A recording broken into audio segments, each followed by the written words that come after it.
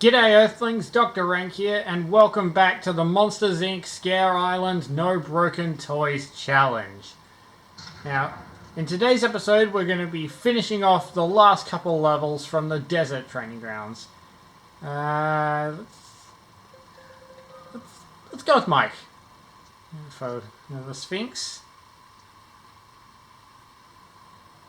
Now, this level is probably one of the biggest in terms of the most geometry in one room, but it's also puzzle based. The tomb had block carrying puzzles, but this one actually has a central switch to press and bigger switches to press in the right order.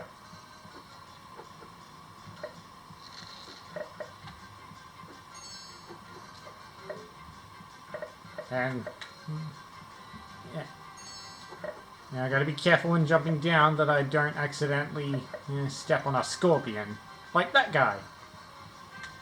Now remember that encounter we had with the mouse in the marketplace?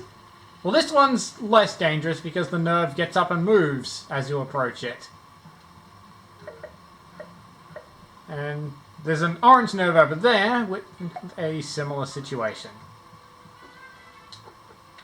So we've got to step on this little switch. So, eye and lightning bolt. Ooh. Right after I get this one up. So yeah, so both Mike and Sully are featured on the loading screen for this level. So, I just pick whoever I feel like, really. Which is usually Mike because... Oh, actually I can scare that guy. Which is usually Mike because he's just so OP. Like, his attack hitboxes are so much better. Excuse me, so much better than Sully's, and of course he has the hover ability. There's the eye, and the lightning is right over here.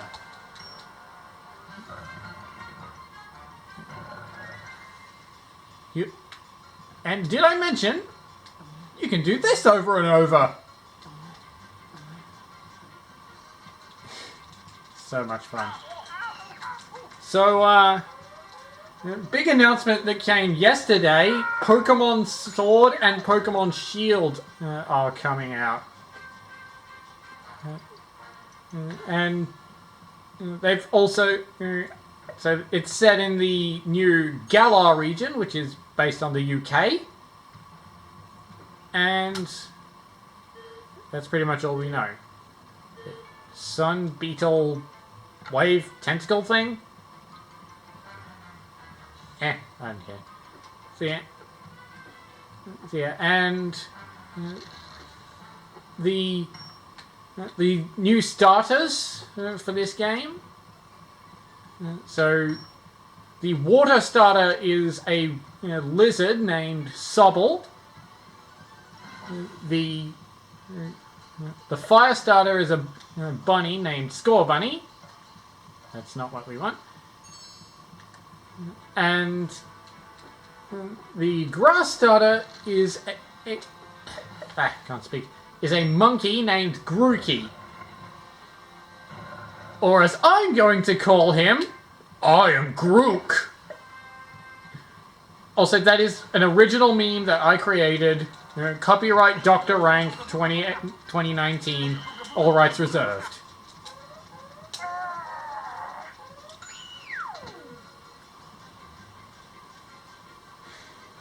Alright. Just one more nerve and then all the torches are lit. Hand, eye, moon, eyes? You have to remember though that this is Monsters Incorporated. That is not the right thing. And there is no such thing as anatomically correct in this universe.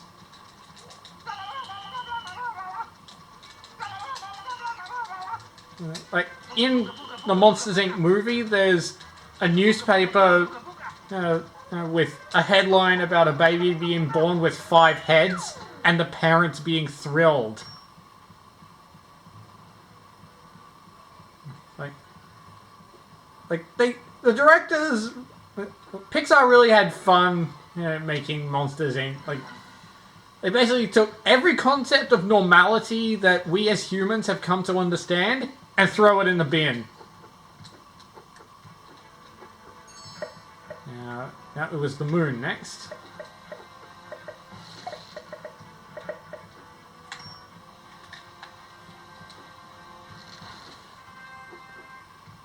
Okay, there is a token over there I will get.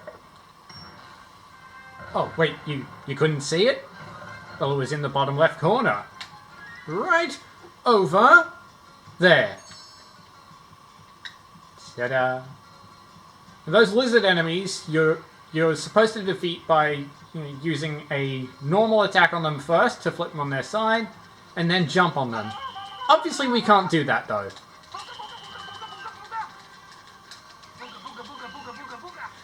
Yeah, I love how one of Mike's scare moves is like a stereotypical Egyptian pose.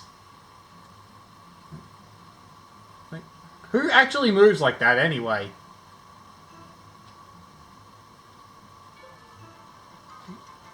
Like, seriously, where did that pose even come from? Like, I am not an archaeologist, so I would have no idea.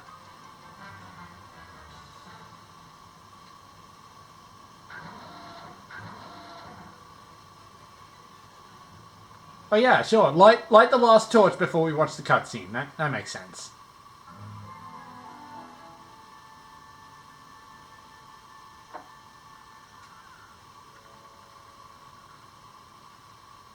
Hello? Hey, anybody scaring in here? Hello? No.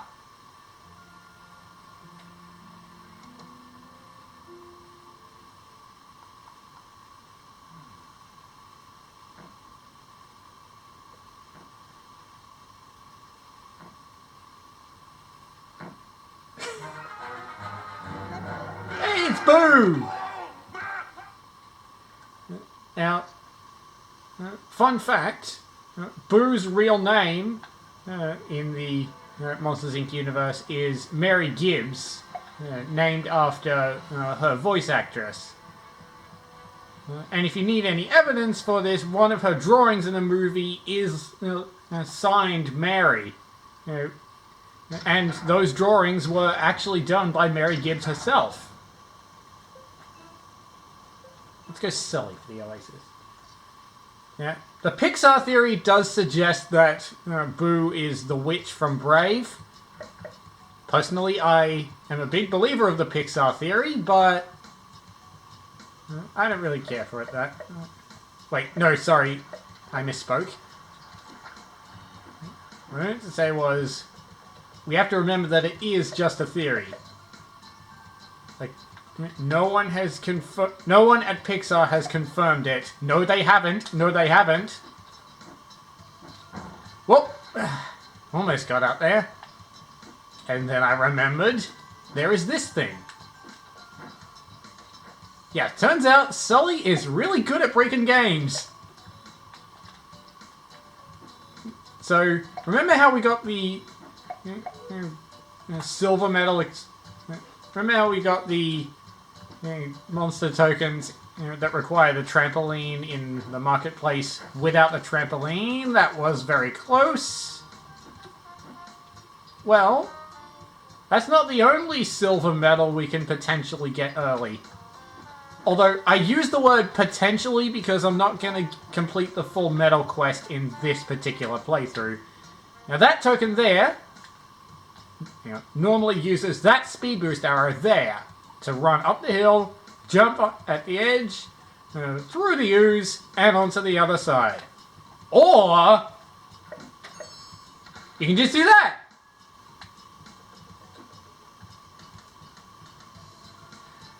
Now, I'm not going to get the full silver medal, partly because the gold medal is still unobtainable without the speed boost arrows, because there's a nerve in a cage that closes very quickly. Oh, fun fact, you can jump on this for some bags of calories. of course, without the nerve there, it won't get rebuilt. Now, the other reason I'm not going to get the silver medal yet is because whenever I've done that particular glitch in the past, it's had the side effect of giving me an extra bronze medal that doesn't exist. Orange, blue, green. Okay. Now, and that's why one of my save files has 13 bronze medals when only 12 exist.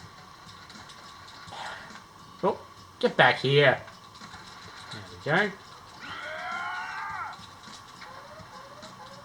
Now, I should note that we could not have used that extra bronze medal to skip any of the desert levels because the Desert Pursuit race still checks that all of the desert levels were beaten.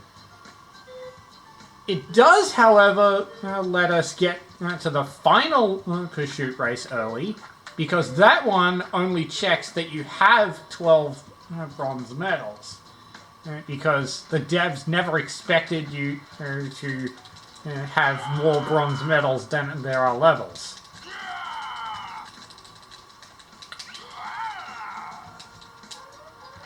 So hopefully just getting that one token doesn't affect things, because getting bronze medals out of order has a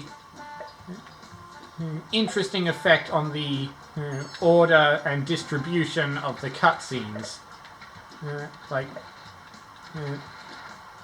you might get the 10 medal cutscene when you exit a level, and of course the game might decide to skip one.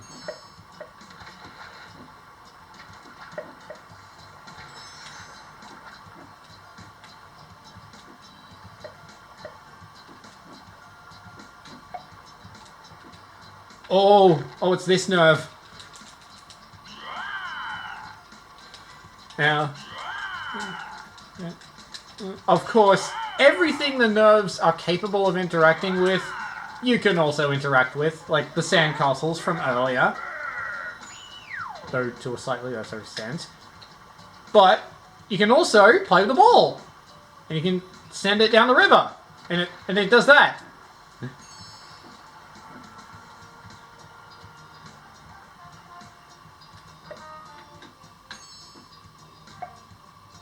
Whoop! Didn't mean to fall down that far. Ouch!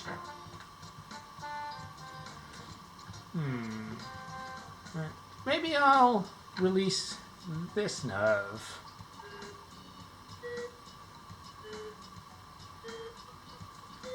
Oh wow, they use every color this time. So the patterns for the Sphinx are predetermined, but the patterns in the Oasis are purely randomly generated.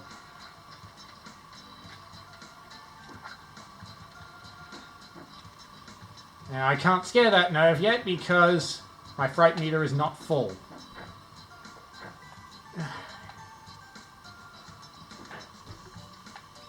So, I will be scaring that nerve over there on the palm tree.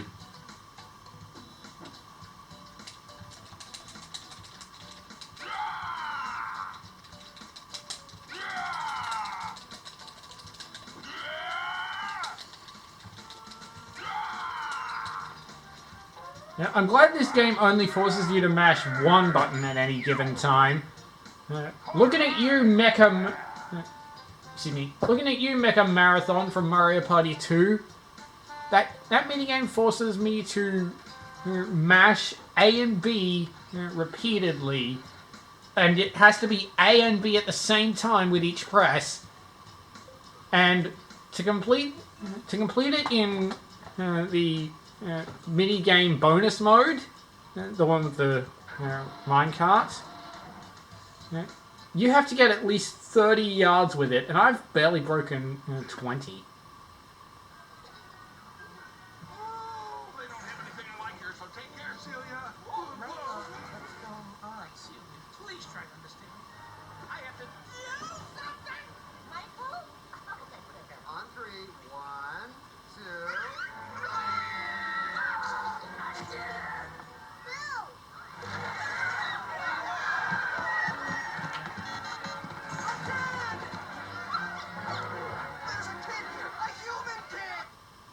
Mustn't panic! Mustn't panic! Okay. And now we get pushed off the edge of a tree. Grab the hidden token over here. And challenge Randall to a showdown again.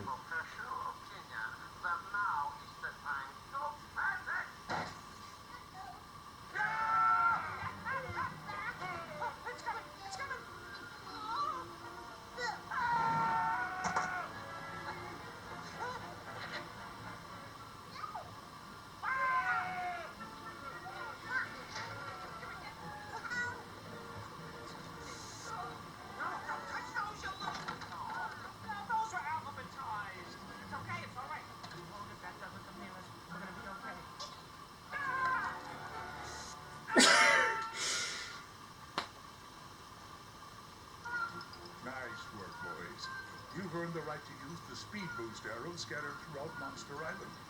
Use them wisely.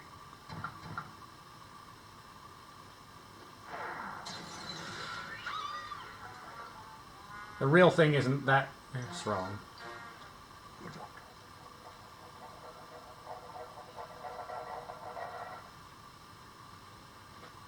Yeah. By the way, kids, I do not recommend spraying pesticide into your own eyeball. It will slowly kill it. Now, the Desert Pursuit is a bit trickier. So in the last Pursuit race, we had to collect 75 tokens to win. Now we have to collect 100. And we still have to beat Randall to the finish line. Although there is a special trick you can learn. If you bump into him just right, as I just did, he'll fall into a pit and be forced to restart the race. Yeah, it's kind of cheesy.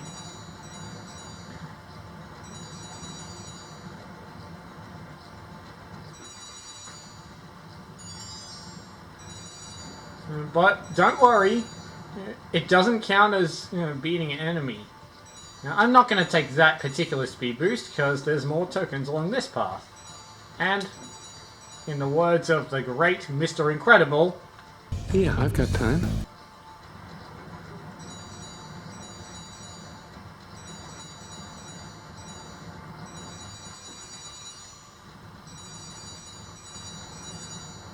So,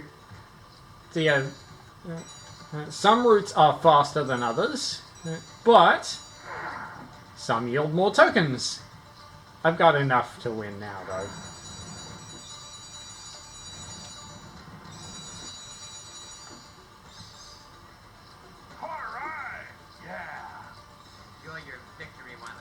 I'm not going to save just yet, but I want to see if I have the extra bronze medal.